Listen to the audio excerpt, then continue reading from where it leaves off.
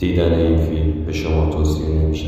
شرافتی که دم ازش میزنی وقتی لطفه میبینه که همین امسال دربی با گل آفساید ببری، از یه زاویه نشون بدن که هیچکی نفهمه چه شده. وقتی لطفه میبینه که 90 دقیقه تو ورزشگاه بیران پشت کارمادر بری جلوی خودش که نتونه بازیکناتون بازی کنه.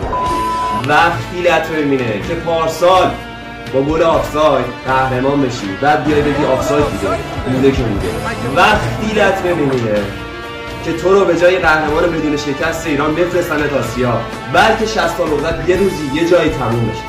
وقتی لطفه میبینه که وزیر مملکت جای اداره امور مملکت کاس لیسیه تو رو بکنه.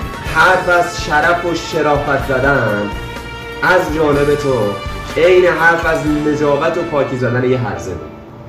ما نیازی نداریم که پاک بودن و شرافتمون رو به شما ثابت کنیم. شما حرف از شرافت و نجابت نزنید.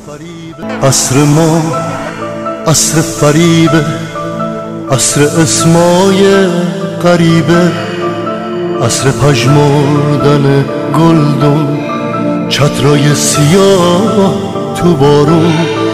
شهر ما سر شلوغه، وعده هاش همه دروغه، آسموناش پر دوده، قلب عاشقاش کبوده. کاش تو